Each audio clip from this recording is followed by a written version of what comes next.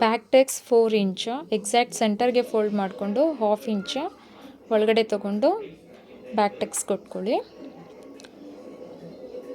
ಎರಡು ಈಕ್ವಲ್ ಇಟ್ಕೊಳ್ಳೋಂಗೆ ನೋಡ್ಕೊಂಡ್ಬಿಟ್ಟು ಮಾಡಿ. ಎರಡು ಬ್ಯಾಕ್ ಟೆಕ್ಸ್ ಮುಗಿಯುತ್ತೆ.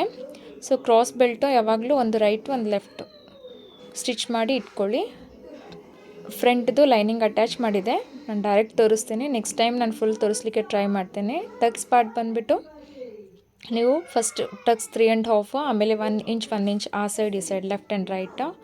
ಸೊ ಮೇಲೆ 1/2 ಇಂಚ್ ಗ್ಯಾಪ್ ಇಟ್ಕೊಂಡು ಇನ್ ಸೆಂಟರು 1.5 ಗ್ಯಾಪ್ ಇಟ್ಕೊಳ್ಳಿ. ಮೇಲೆ 2.5 ಇದು ಸ್ಟ್ಯಾಂಡರ್ಡ್ ಟಕ್ಸ್ ಇರುತ್ತೆ. ಸೊ ಎಲ್ಲ ಕಸ್ಟಮರ್ ರೆಫರೆನ್ಸ್ ಮೇಲೆ ಕೂಡ ನೀವು ಅವ್ರು ಯಾವ ಥರ ಇರುತ್ತಲ್ಲ ಆ ಥರ ಟಕ್ಸ್ ನೀವು ಹಾಕ್ಕೊಡ್ಬೇಕಾಗತ್ತೆ. ಇಲ್ಲ ಅಂತಂದರೆ ಇದು ಸ್ಟ್ಯಾಂಡರ್ಡ್ ಇರುತ್ತೆ, ಯಾವ್ದು ಕಸ್ಟಮರ್ಗೂ ಸೂಟ್ ಆಗುತ್ತೆ. ಮಿನಿಮಮ್ ಸೈಜ್ ಲೈಕ್ ಮೀಡಿಯಮ್ 36, 34, 32 ಜಸ್ಟ್ಗೆ ಇದು ವರ್ಕೌಟ್ ಆಗುತ್ತೆ, ಏನು ಪ್ರಾಬ್ಲಮ್ ಇಲ್ಲ, ಮಾಡ್ಕೋಬಹುದು. ಸೊ ಟಕ್ಸ್ ಆಯ್ತಮೇಲೆ ಕ್ರಾಸ್ ಬೆಲ್ಟ್ಗೆ ಏನಿರುತ್ತಲ್ಲ ನೀವು ಕಟ್ ಮಾಡಬೇಕಾಗತ್ತೆ. ಸೊ ಎರಡು ಟಕ್ಸ್ ಇದು ಮುಗಿಸ್ಕೊಳ್ಳಿ ಫಸ್ಟು. ಸೊ ಮುಗಿಸಿ ಆದಮೇಲೆ ನಾನು ಅದು ನೆಕ್ಸ್ಟ್ ಹೇಳ್ತಿರ್ತೇನೆ ನಿಮಗೆ. ಅದೇ ಥರ ಸ್ಟಿಚಿಂಗ್ ಯಾವಾಗಲೂ ನೀವು ಒಂದು ಕೂಡ ಡಿಫ್ರೆನ್ಸೇ ಇಟ್ಕೊಳ್ಳಿ. ಟಕ್ಸ್ ಹಾಕೋವಾಗ ಪಾಯಿಂಟೆಡ್ ಇರೋ ಥರ ನೋಡ್ಕೊಳ್ಳಿ.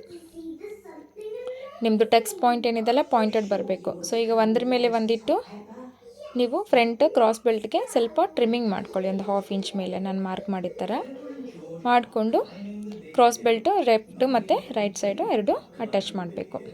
ಸೊ ಯಾವಾಗಲೂ ಕ್ರಾಸ್ ಬೆಲ್ಟ್ ಹಚ್ಚೋವಾಗ ಏನು ನಾವು ಅಬ್ಸರ್ವ್ ಮಾಡಬೇಕು ಅಂತಂತಂದರೆ ಫಸ್ಟು ನೆಡಲ್ ಏನಿರುತ್ತಲ್ಲ ಟಕ್ಕಿನ್ ಮಾಡಿ. ಟಕ್ಕಿನ್ ಮಾಡಿಬಿಟ್ಟು ಯಾವುದು ಪಾರ್ಟು ಪುಲ್ ಮಾಡ್ಲಿಕ್ಕೆ ಹೋಗಬೇಡಿ, ಜಗ್ಬೇಡಿ ಬಟ್ಟೆನ. ಸೊ ಲೂಸಾಗಿ ನೀವು ಸ್ಲೋ ಆಗಿ ಮೂಮೆಂಟ್ ಮಾಡಿ. ಸೊ ಮೂಮೆಂಟ್ ಮಾಡಿ ಒಂಥರ ರೋಲ್ ಮಾಡಿಕೊಂಡು ಲೆಫ್ಟ್ ರೈಟ್ದು ಒಳಗೆ ಹಾಕ್ಕೊಂಡು ಮತ್ತೆ ಸೇಮ್ ಸ್ಟಿಚ್ ಯಾವುದ್ರ ಮೇಲೆ ಹಾಕಿರ್ತದಲ್ಲ ಯಾವುದು ಪೀಸ್ ಜಗ್ಲಾರ್ದಂಗೆ ಮತ್ತೆ ಎಂಡ್ ಮಟ್ಟ ಸೇಮ್ ಸ್ಟಿಚ್ ಹಾಕ್ಕೊಳ್ಳಿ.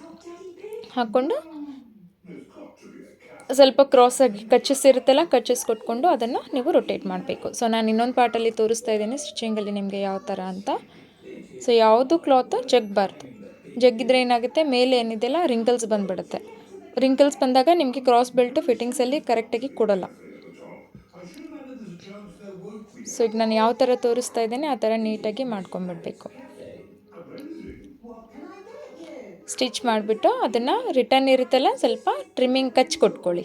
ಕಚ್ಚೋದಕ್ಕೆ ಕೊಡೋದು ಅಂತಂತಂದರೆ ನೀಟಾಗಿ ಟರ್ನ್ ಆಗುತ್ತೆ. ನಿಮ್ಗೆ ಯಾವುದೇ ಥರದ್ದು ಇದು ಬರಲ್ಲ, ಮುದ್ದಿ ಬರಲ್ಲ ಬಟ್ಟೆ ಕ್ಲಾತು. ಓಕೆ. ಸೊ ಈಗ ಟರ್ನ್ ಆದಮೇಲೆ ಇದಕ್ಕೆ ಹುಕ್ಸ್ ಪಟ್ಟಿ ಕಾಜು ಪಟ್ಟಿ ಬರುತ್ತೆ ನೆಕ್ಸ್ಟ್, ಅದನ್ನು ಹೇಳ್ಕೊಡ್ತೇನೆ. ಸೊ ಹುಕ್ಸ್ ಪಟ್ಟಿಗೆ ನಾವು 1 ಇಂಚ್ ತೊಗೊಳ್ತೇವೆ, ಕಾಜು ಪಟ್ಟಿಗೆ ನಾನು 2 ಇಂಚ್ ತೊಗೊಳ್ತೇನೆ. ಸೊ ಅದು ರೆಡಿ ಮಾಡಿಟ್ಟಿರೋದು. ಮೇಲೆ ಒಂದು ಅರ್ಧ ಇಂಚಷ್ಟು ಬಟ್ಟೆ ಮೇಲೆ ಬಿಟ್ಕೊಂಡು ಸೊ ಮೇಲೆಯಿಂದ ಕೆಳಗಡೆ ಒಂದು ಗೋಡ ಡಿಫ್ರೆನ್ಸ್ಗಿಂತ ಒಂದು ಸ್ವಲ್ಪ ಜಾಸ್ತಿ, ಏಕೆಂದರೆ ಇದು ಕ್ಲಾತ್ ಪಿಸಿಯೋ ಚಾನ್ಸಸ್ ಇರುತ್ತೆ. ಸೊ ಇಟ್ಕೊಂಡು ಒಂದು ಸ್ಟಿಚ್ ಹಾಕಿದ ಮೇಲೆ ನಾನು ತೋರಿಸಿರೋ ಥರ ಫೋಲ್ಡ್ ಮಾಡಿಕೊಂಡು ನೀಟಾಗಿ ಕೆಳಗೆಲ್ಲ ಅಡ್ಜಸ್ಟ್ ಮಾಡಿಕೊಂಡು ಫಸ್ಟ್ ಒಂದು ಟರ್ನಿಂಗ್ ಸೆಮೆನ್ಸ್ ಹೊಡ್ಕೋಬೇಕು. ಆಮೇಲೆ ಒಂದು ಗೋಡ ಡಿಫ್ರೆನ್ಸ್ ಬಿಟ್ಟು ಇನ್ನೊಂದು ಸ್ಟಿಚ್ಚು ಮೇಲೆ ಹೋಗಬೇಕು. ಸೊ ಲಾಕ್ ಮಾಡಿ ತಗೊಂಬಿಡಿ. ಇದೇ ಥರ ಫ್ರಂಟ್ ಹುಕ್ಸ್ ಪಾರ್ಟ್ಗೂ ಸೇಮ್ ಮಾಡ್ಕೋಬೇಕು. ಮೇಲೆ ಒಂದು 1/2 ಇಂಚು ಕೆಳಗೆ ಒಂದು 1/2 ಇಂಚು ಎಕ್ಸ್ಟ್ರಾ ಬಿಟ್ಕೊಂಡು ಒಂದು ಗೋಡ ಡಿಫ್ರೆನ್ಸು ಎಕ್ಸ್ಟ್ರಾ ಏನಿರುತ್ತಲ್ಲ ಅದು ಕಟ್ ಮಾಡೋದು. ಆಮೇಲೆ ಟರ್ನಿಂಗ್ ಸೆಮೆನ್ಸ್ ಹಾಕಿ ಒಳಗಡೆ ನೀಟಾಗಿ ಪುಷ್ ಮಾಡಿ. ಸೊ ಯಾವುದೇ ರೀತಿಯಾಗಿ ಬಟ್ಟೆ ಕಚ್ಚಾ ಕಾಣಲಾರ್ದಂಗೆ ನೀಟಾಗಿ ಫಿನಿಶ್ ಮಾಡ್ಕೋಬೇಕಾಗತ್ತೆ. ಸೊ ಈಗ ಬ್ಯಾಕ್ ಮತ್ತು ಶೋಲ್ಡರು ಜಾಯಿನ್ ಮಾಡ್ಕೊಳ್ಳಿ. ಸೊ ಯಾವಾಗಲೂ ನೀವು ಫ್ರಂಟ್ ಮೇಲೆ ಇಟ್ಟು ಆ ಕಡೆ ಲೆಫ್ಟ್ ಮತ್ತು ರೈಟ್ ಚೆಕ್ ಮಾಡಿಕೊಂಡು ಶೋಲ್ಡರ್ ಜಾಯಿನ್ ಮಾಡಿಕೊಂಡು ನೀಟಾಗಿ ರಫೆ ಮಾಡ್ಕೊಳ್ಳಿ. ಆಮೇಲೆ ಸ್ಲೀವ್ ಅಟ್ಯಾಚ್ಗೆ ನೀವು ಲೆಫ್ಟು ಮತ್ತು ರೈಟ್ ಯಾವ ಸ್ಲೀವ್ ಬರುತ್ತೆ ನೋಡ್ಕೊಂಡ್ಬಿಟ್ಟು ಸೊ ಫಸ್ಟ್ ಸೆಂಟರಿಂದ ಹಚ್ಕೊಳ್ಳಿ. ಸೆಂಟರಿಂದ ಒಂದು ಸೈಡ್ ಡೌನ್ ಈ ಕಡೆ ಮಾಡಿ, ಆಮೇಲೆ ಆ ಸೈಡ್ ಡೌನ್ ಮಾಡ್ಕೊಳ್ಳಿ. ಇದು ಎರಡು ಸ್ಲೀವ್ ಹಚ್ಚೋವಾಗಲೂ ನೀವು ಯಾವುದೇ ಥರದ್ದು ಕ್ಲಾತಾಗಿ ಪುಲ್ ಮಾಡಬಾರ್ದು. ಮೇಲೆ ಕ್ಲಾತ್ನು ಪುಲ್ ಮಾಡಬಾರ್ದು, ಕೆಳಗಿನ ಕ್ಲಾತ್ನು ಪುಲ್ ಮಾಡಬಾರ್ದು. ಸೊ ನಿಮ್ಮದು ಕಟ್ಟಿಂಗ್ ಎಲ್ಲ ಕರೆಕ್ಟ್ ಇತ್ತು ಅಂತಂತಂದರೆ ನಿಮಗಿದು ಸ್ಟಿಚಿಂಗ್ ನೀಟ್ ಬರುತ್ತೆ. So front back cross check ಮಾಡ್ಕೊಳ್ಳಿ. ಇನ್ ಕೇಸ್ ಎಲ್ಲಾದರೂ ನಿಮಗೆ ಉದ್ದ ಬಂತು ಅಂತಂತಂದಾಗ ನೀವು ಇಲ್ಲೇ ಅಡ್ಜಸ್ಟ್ಮೆಂಟ್ ಮಾಡ್ಬೋದು, ಇಲ್ಲಾಂದರೆ ಒಂದು ಕಚ್ ಕೊಟ್ಕೊಳ್ಳಿ ನಿಮಗೆ ಬೆನ್ಪಟ್ಟಿ ಹಚ್ಚಲಿಕ್ಕೆ ಅದು. ಸೊ ಇದಾದ ಕೂಡಲೇ ಎರಡೂ ನೀವು ಇದೇ ಥರ ಮಾಡಿಕೊಂಡು ಕಂಪ್ಲೀಟ್ ಮಾಡಿಕೊಂಡು ಫಸ್ಟ್ ಸೀದಾ ಮೇಲೆ ನಾನು ಫಿನಿಶಿಂಗ್ ಲೈನ್ ಹಾಕ್ಕೊಳ್ತಾ ಇದ್ದೇನೆ. ಸೀದಾ ಉಲ್ಟಾ ಮಾಡಿದರೆ ನಿಮಗೆ ಒಳಗೆ ಏನಾಗುತ್ತೆ ನೀಟಾಗಿ ಫಿನಿಶ್ ಬರುತ್ತೆ. ಸೊ ಇದೇ ಥರ ಇನ್ನೊಂದು ಸೈಡ್ನು ನೀವು ಮಾಡ್ಕೊಂಡ್ಬಿಟ್ಟು ರಫ್ ಮಾಡ್ಕೊಳ್ಳಿ. ಸೀದಾ ಮೇಲೆ ಒಂದು ಸ್ಟಿಚ್ ಕಂಪ್ಲೀಟ್ ಹಾಕ್ಕೊಂಡ್ಬಿಡಿ. ಸೊ ಒಂದು ಸ್ಟಿಚ್ ಕಂಪ್ಲೀಟ್ ಆದಮೇಲೆ ಕಸ್ಟಮರ್ ಯಾವುದು ಮೆಜರ್ಮೆಂಟ್ ಬ್ಲೌಸ್ ಕೊಟ್ಟಿರ್ತಾರಲ್ಲ ಅದರದ್ದು ಅಳತೆ ತೊಗೊಂಡ್ಬಿಟ್ಟು ನಾವು ಫಿನಿಶಿಂಗ್ ಹೇಗೆ ಮಾಡೋದು ಅಂತ ಹೇಳ್ತೇನೆ. ಸೊ ಅದು ಎಕ್ಸ್ಟ್ರಾ ಏನು ಬಂದಿರುತ್ತಲ್ಲ ಅದೆಲ್ಲ ಕ್ಲಾತ್ ಕಟ್ ಮಾಡಿಬಿಡಿ. ಯಾಕೆಂದರೆ ಒಳಗಡೆ ಇತ್ತು ಅಂತಂತಂದರೆ ಅದು ನಿಮಗೆ ಭಾಳ ದಪ್ಪ ಆಗುತ್ತೆ. ಆಮೇಲೆ ಕಸ್ಟಮರ್ಗೆ ಏನಾಗುತ್ತೆ, ಕಂಫರ್ಟ್ ಆಗೋಲ್ಲ ಬ್ಲೌಸ್ ಹಾಕಿದರೆ.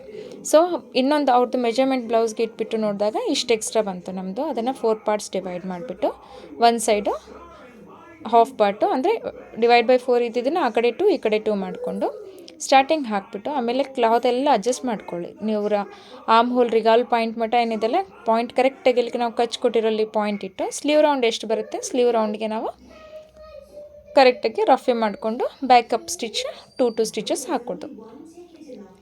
2 ಬ್ಯಾಕಪ್ ಸ್ಟಿಚ್ ಹಾಕಿ ಆ ಕಡೆ ಈ ಕಡೆ ಮುಗಿಸಿದ್ವಿ ಅಂತಂದರೆ ನಮ್ಮದು ಬ್ಲೌಸ್ ಏನಿರುತ್ತಲ್ಲ ಕಂಪ್ಲೀಟ್ ಫಿನಿಶಿಂಗ್ ರೆಡಿ ಆಗಿರುತ್ತೆ.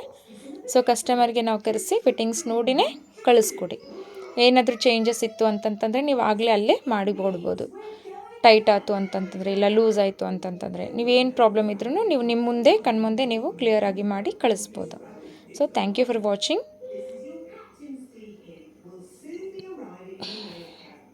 ನೆಕ್ಸ್ಟ್ ವಿಡಿಯೋ ನಾನು ಆದಷ್ಟು ಬೇಗ ಹಾಕ್ತೇನೆ.